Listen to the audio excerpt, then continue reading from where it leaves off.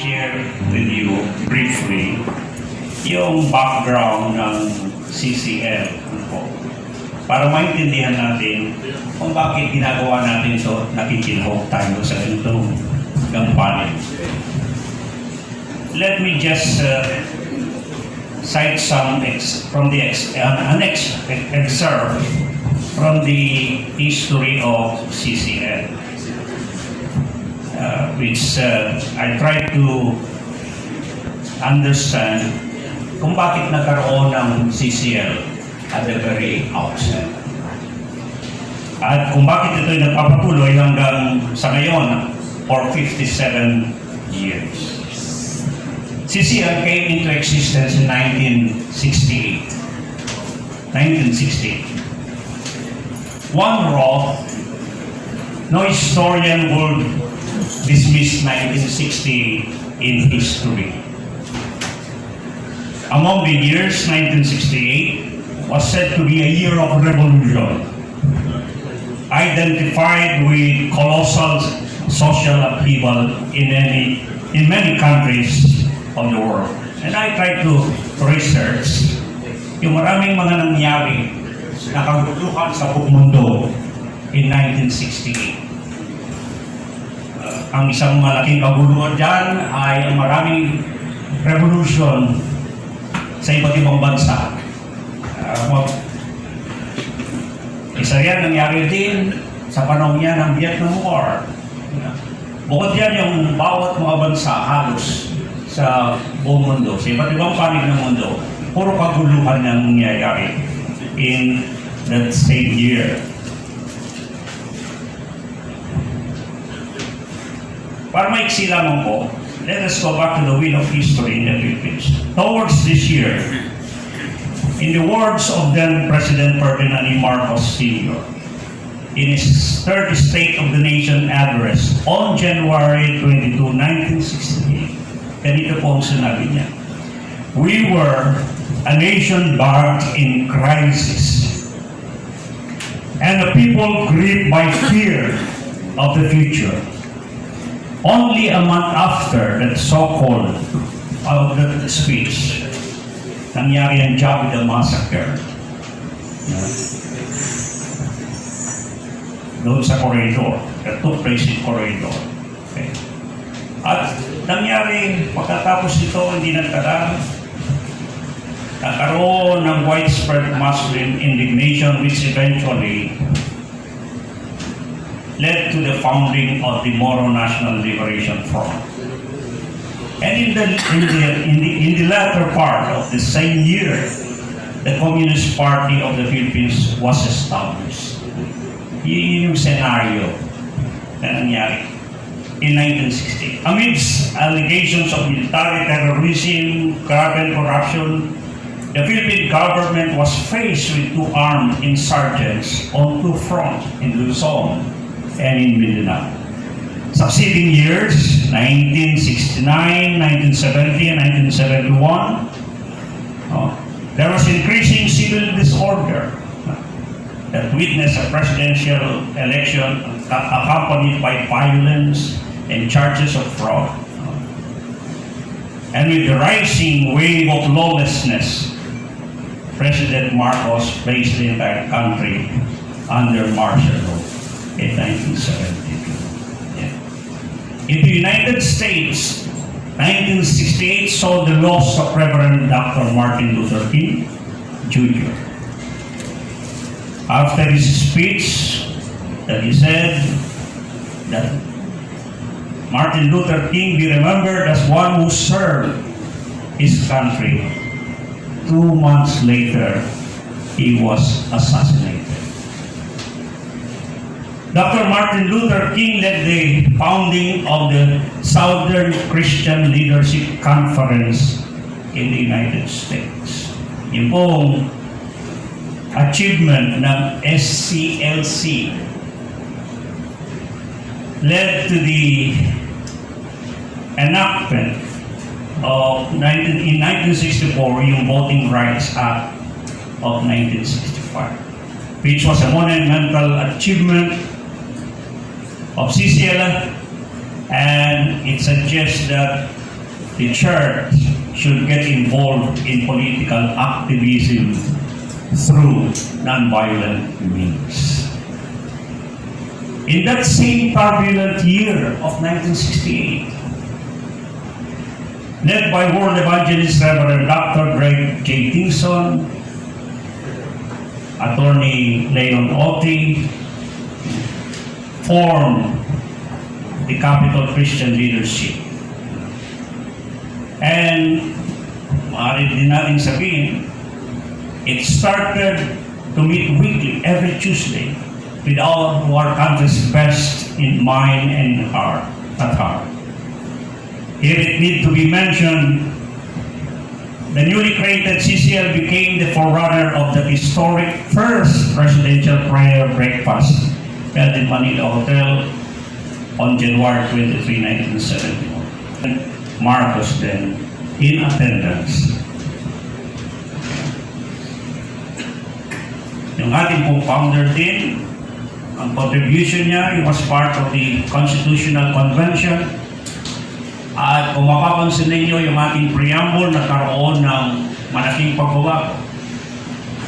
Doon, yung sinasabi, we, the sovereign Filipino people, imploring the aid of the divine providence. Napalitan po yung ginawang Almighty God. Upang ipakita talaga ang mga Pilipino sa Diyos.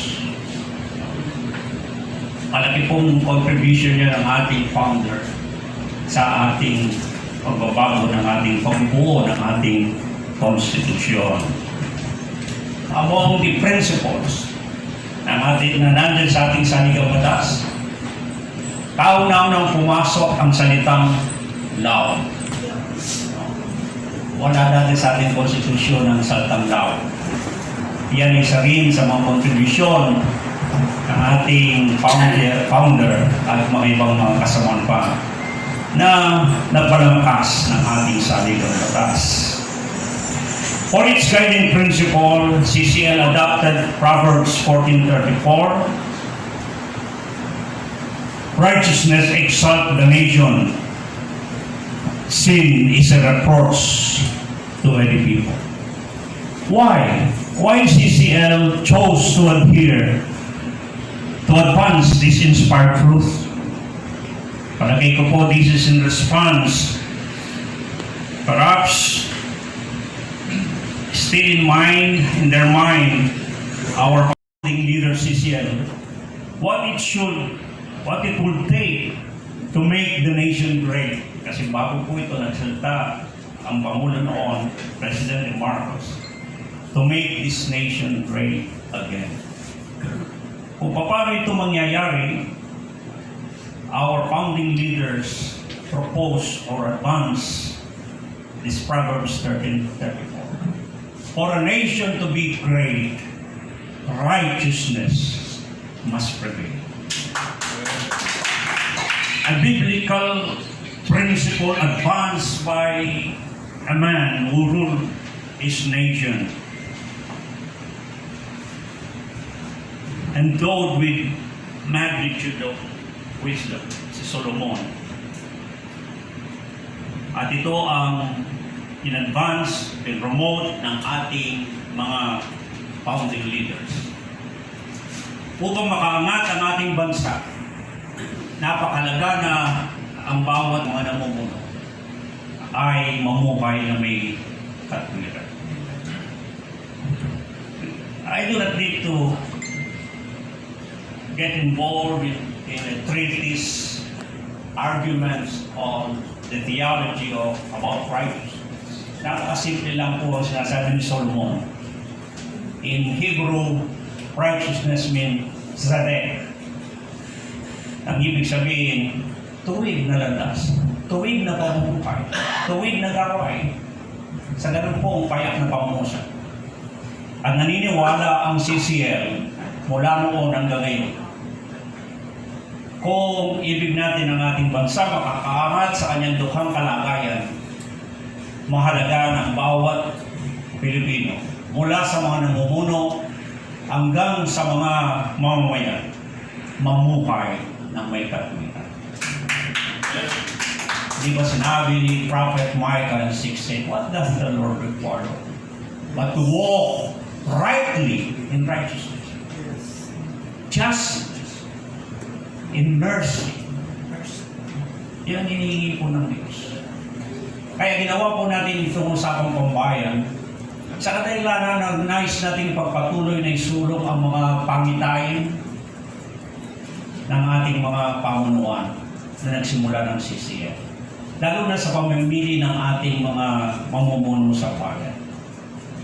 At sa pagdating ng ating 57th anniversary ng CCF, pinili natin ang paksang Faith Matters in electing national and local leaders in 25 elections. At sinasabi ng Psalm 78, 70, 72, God chose David, his servant, to lead his people, so he led them according to the integrity, skillfulness of his hand. Nang ang Diyos daw ay pumili, nang pinili niya si David. At kung bakit pinili niya si David, ay sa dalawang katangian. The integrity of the heart of David and the skillfulness of his hand.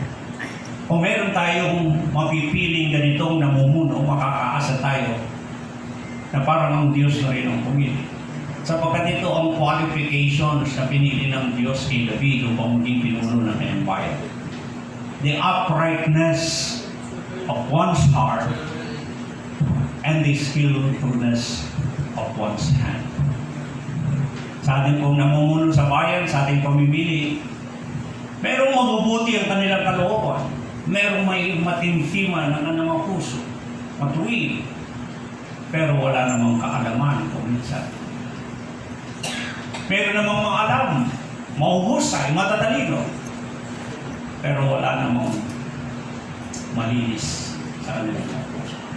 Kaya siguro hindi nagkamali ang pamimili ng Diyos kay David dahil wala ang hiningi ng Diyos sa kanyang pamamuno ng kanyang bayan.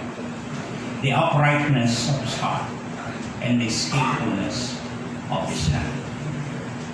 Kaya po natin dinadaos sa usapang pambansa, ito'y mamamalagi tuwing Martes hanggang sa bago mangyari ang mga halal ng ating Pilipinas. Kaya po inaanyayahan namin kayo na patuloy na huwag makilahok upang may pahayag natin ang ating mga saloobin, ang ating madamdamin, pati ang ating mga hangarin at panalangin na nawa ang Diyos ay makialam sa ating pamumukay, lalo na sa pamamahala ng ating bansa.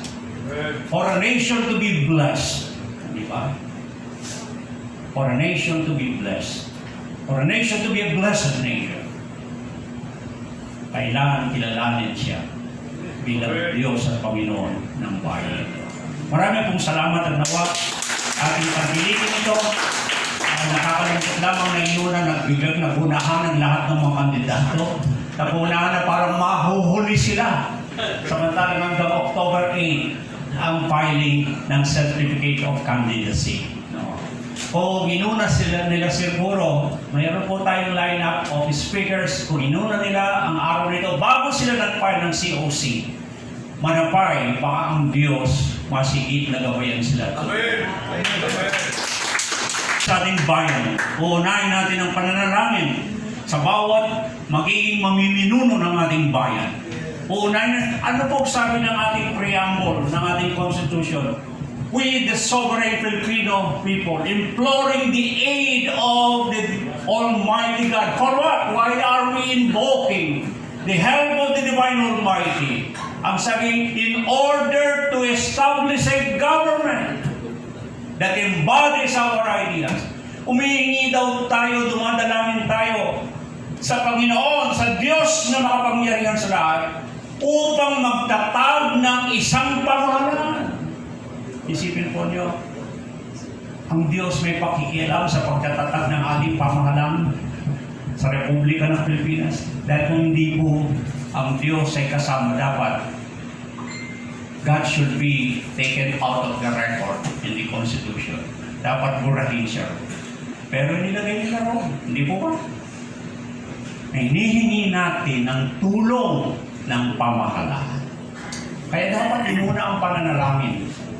Inuna ang paghingi ng tulong sa Diyos upang ang ating bayan ay tutungo sa isang mas matuwid na landas.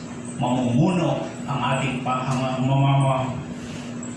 magiging mga pinuno ng bayan ito sa isang matuwid na landas, matuwid na pamamahala. Ang dalangin po natin hindi nagtatapos dito. Inanyaya namin kayo sa mga susunod. Ito po ay hindi trabaho natin ng alos isang buwan. Ginugol natin ang mga panahon, ginugol natin ang pwede na upang maging matagumpay ang araw nito. Hindi po natin kontrolado ang sitwasyon. Kanina lang napakalakas ng ulan at mga nahuli ang mga nagsisdating dahil sa traffic. Inaasahan natin na nagbigay ng kanilang commitment ang mga naka-schedule sa atin. Sinabi ko po sa ating mamahala ng programa, ang hindi dumating sa kanilang slot, forfeited, kailanman hindi na natin sila bibigyan ng pagkakataon kapagkat hanggang niwawalan ng halaga. Una tigit sa lahat, ang Diyos na sa hinihingan natin ng tulong upang ang bansang ito ay maging isang bansang pinagpala. Maraming pong salamat at naway magkasama-sama tayo muli sa mga susunod na natin pagtitipon. Sa October 8 po, dito pa rin tayo.